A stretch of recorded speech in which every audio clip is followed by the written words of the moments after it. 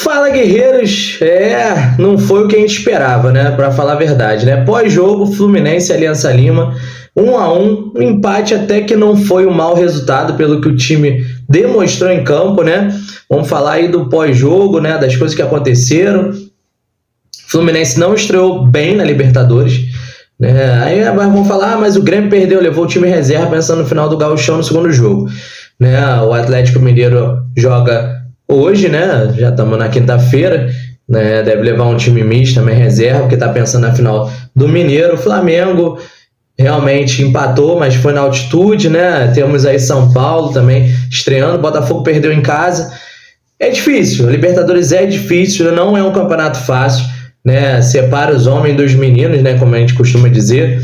E nem sempre o time que tem aquele elenco superior consegue prevalecer, né? Tivemos vários desfalques, isso é verdade, né? Tivemos a preparação aí, que não foi uma preparação de 18 dias, se a gente for contar que a André e Ares ficaram uma semana com as suas seleções, respectivas seleções, né? Os jogadores se machucaram, o Manuel acabou se machucando na segunda-feira antes de viajar, os jogadores que não conseguiram estar com o grupo, né, para treinar, então o time foi muito modificado, né, com várias peças diferentes, um estilo de jogo que precisa muito, né, como é que a gente pode dizer, da coesão, né, entre os jogadores para dar certo. O Renato Augusto, para mim, é um jogador que ainda não entrou, né, nesse esquema de Diniz. Acho que é um jogador muito bom, mas que não está ainda adequado ao sistema. Então, eu vou falar disso e de mais muita coisa que aconteceu ontem, né, no empate de 1-1, mal ou bem não perdemos, tá bom, né?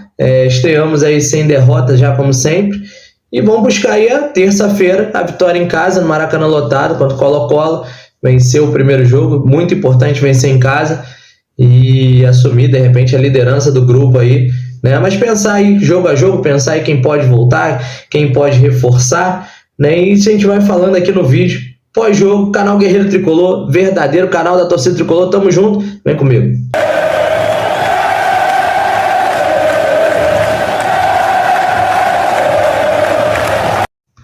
Para eu não esquecer, já deixa seu like, compartilha esse vídeo com os amigos, tá?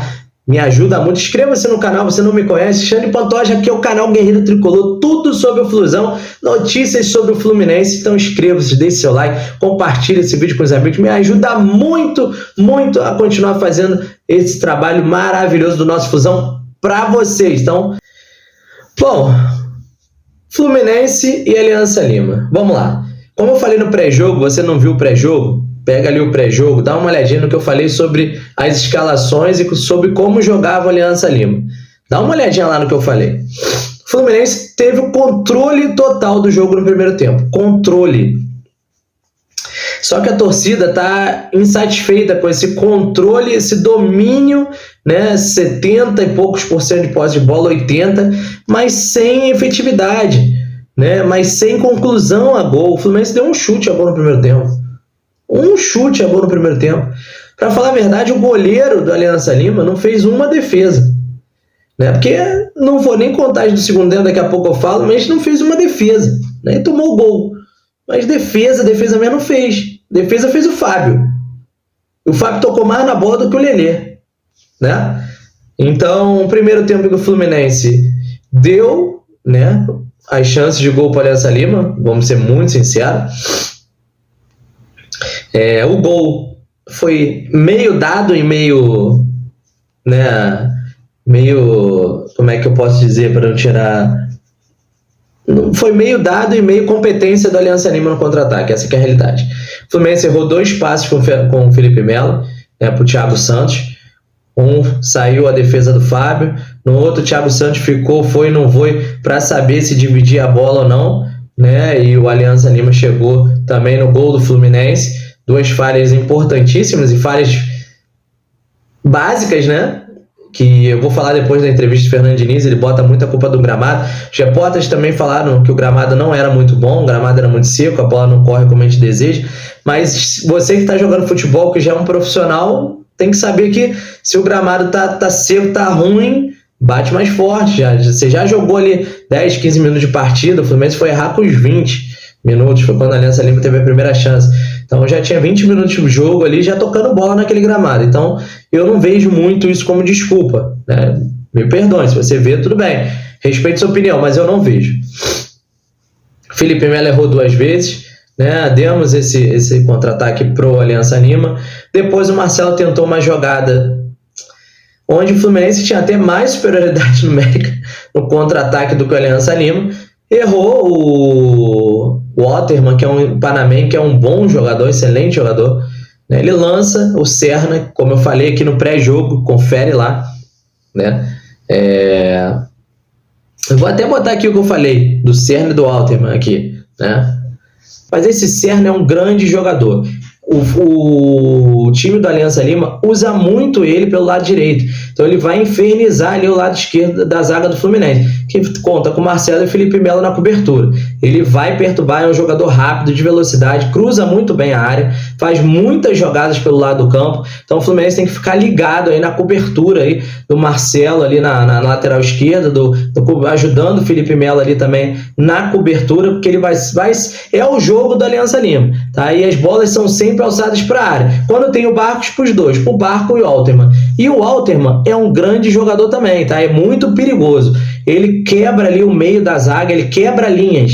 Então ele lançamentos em profundidades onde ele chega na frente, ele disputa a bola, briga, é um grande jogador. Ele arranca, parte para dentro do gol, tá? É um jogador que cai pouco, né? Então ele é um cara forte. E usam muito o lançamento longo para ele, para disputar entre os zagueiros ali, jogar entre os zagueiros, na linha ali entre os zagueiros. Ele faz isso muito bem. Isso eu falei no pré-jogo. Então estou botando aqui para provar que eu falei antes do jogo começar, né? Porque às vezes as pessoas falam, falar depois é fácil. Não, eu falei antes, eu analisei antes, né? Se vocês também acompanham o canal do Lessa, abraço aí o Lessa, vá lá e acompanhe. Ele fez um, eu não sei o nome da pessoa que fez um comparativo, né, que analisou o time do Aliança Lima, mostrou muitas jogadas, tem lá no canal do Lessa, no pré-jogo, dá uma olhadinha lá, se você não conhece, inscreva-se lá também.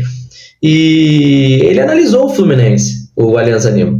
Então, se ele analisou, se eu analisei, se alguns analisaram, como é que o Fluminense não sabia, né, que isso poderia acontecer? Com certeza. É lógico que o Aliança Lima viria respeitando o campeão da Libertadores, o atual campeão da Libertadores, o atual rei da América. Não ia jogar com 2 atacantes e um cara ponta aberto. Então ele escolheu o melhor atacante, que era o Alterman, né, hoje, né, e o Serna, que é o cara da velocidade.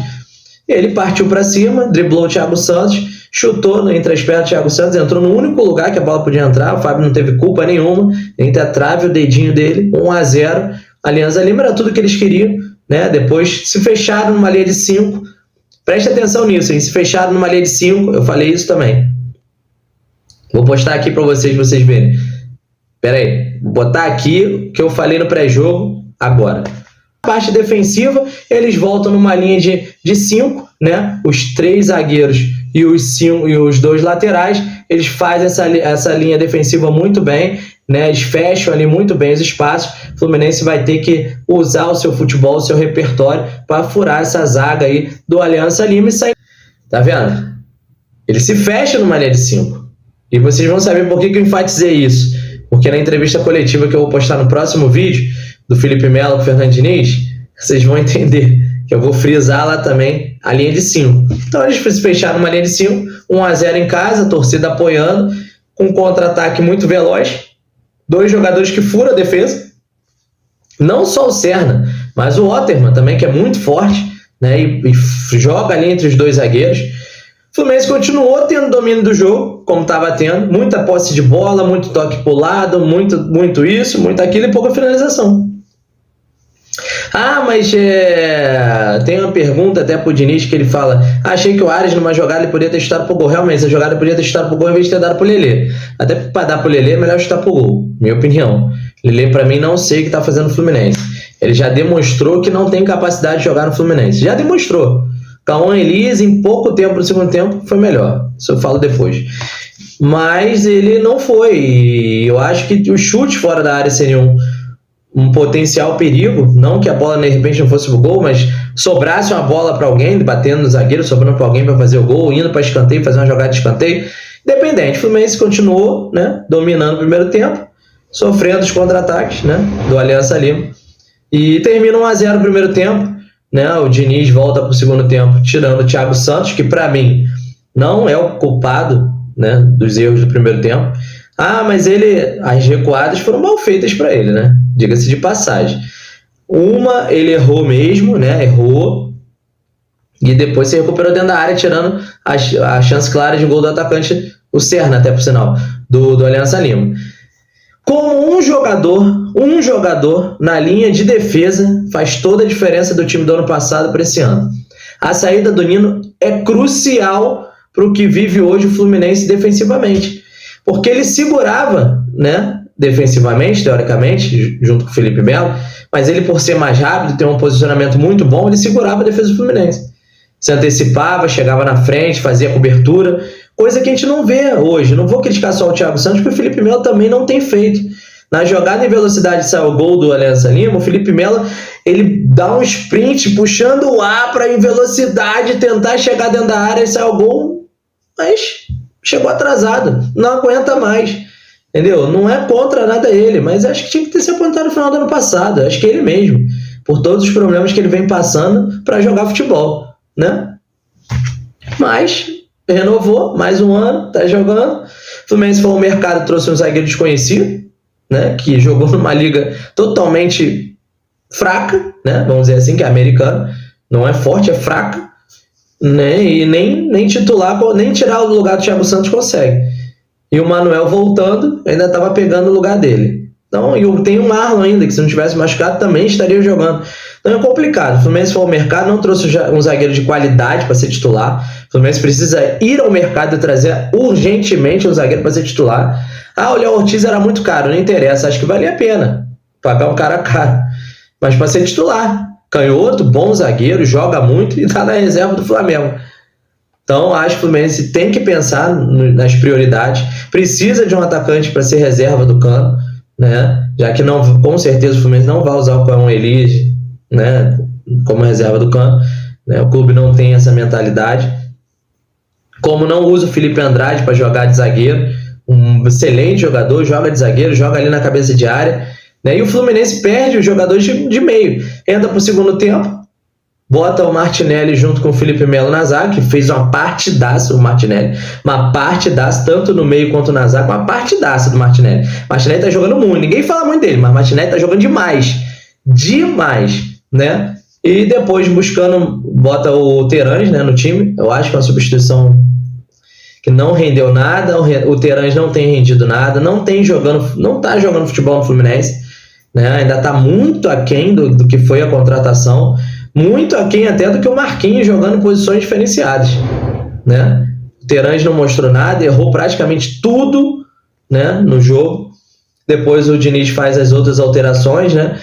Aí tira o Felipe Melo, tira o Marcelo, bota o Marquinhos para lateral, aí bota o Douglas Costa na ponta, bota o Caio Elias para ajudar o Lelê no ataque. Para ajudar o Lelê não, para tentar atacar, né? Porque o Lelê... mas a bola não chega no Lelê.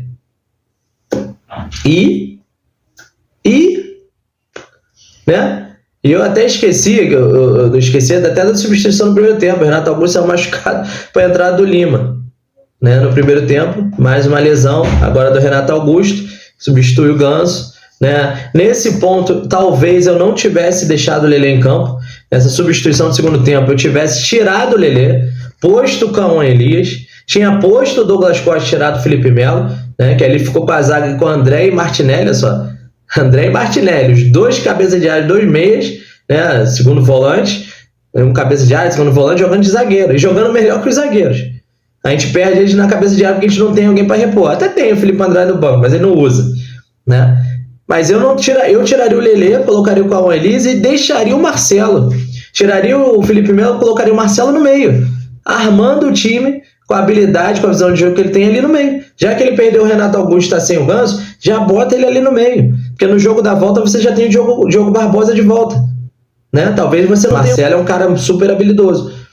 Deixa o Diogo Barbosa na lateral, bota o Marcelo no meio, né? Porque o Terãs não tem rendido. Então não adianta. Pelo menos o Marcelo você tem um toque refinado de qualidade. Talvez ele, sem correr muito, ele renda mais. né? Mas ele fez a substituição, tirou o Marcelo, tirou o Felipe Melo, botou o Douglas Costa, botou o Cauã Elias, que tocou mais na bola do que o Lelê, que tentou mais jogadas individuais do que o Lelê, que chutou a gol, e se eu não me engano é o Lelê que tirou o gol do Cauã Elias, né? Ou a defesa do goleiro, né? A bola estava indo pro gol, a bola bate no jogador do Fluminense, que era o Lelê, se eu não me engano, tenho quase certeza. Então o Cauã Elias entrou se movimentando, criando, tentando, puxando, né? Errando jogadas, errou, mas tentou, né? Fez jogadas, apareceu, buscou o jogo, coisa que o Lelê não tem feito. Carioca não é parâmetro, não é parâmetro. Se eu sou Fluminense, eu empresto o Lelê. Comprou, tá até dormir, empresta, vê se ele vai render no outro clube que de repente tem um espaço melhor para ele jogar, né? Um estilo de jogo melhor para ele jogar, porque no Fluminense o Lelê é nulo, no primeiro tempo nulo e no segundo tempo mais nulo ainda, né? Então o Fluminense tentou, buscou, né? O Douglas Costa tentou muito bem, né? O Marquinhos melhorou muito jogando de lateral esquerdo, ele tem uma dificuldade enorme de levar a bola para a linha de fundo quando ele joga de ponta direita, né? Ele não acredita muito na direita dele, tinha que acreditar mais, mas isso é treinamento. Tem que botar ele para treinar, jogar na linha de fundo e cruzar com a direita, ou fazer a jogada com a perna direita, que isso é treinamento, né? Isso é fundamento, treinamento.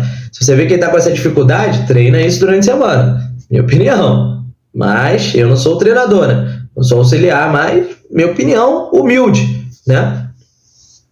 O Fluminense consegue o gol num escanteio, mas num escanteio bem batido pelo Douglas Costa, uma cabeçada sem pular do Marquinhos, que para mim foi um dos melhores em campo, mereceu até o gol, tá? O Fluminense segurou, né, uns contra-ataques, né? A Aliança Lima teve a chance de fazer o primeiro lance do segundo tempo com o Otterman, depois o time cansou, o Serna saiu, né? O Otterman também saiu para entrar do Barcos, que não fez nada, o time cansou do Aliança Lima, o Fluminense buscou, mas o goleiro do Aliança Lima praticamente não fez nenhuma defesa, né? Ele fez uma defesa na cabeçada do Lelê que foi muito fraquinha, não foi nem uma defesa, foi uma recuada tão fraquinha que ele não precisou nem muito na bola, a bola ele pegou tranquilamente com a mão só, né? Não teve defesa assim do goleiro do Aliança Lima como tivemos do Fábio, né? No primeiro tempo, 2 defesas, um gol tomado, no segundo tempo uma chance claríssima perdida na cara do gol pelo Otterman.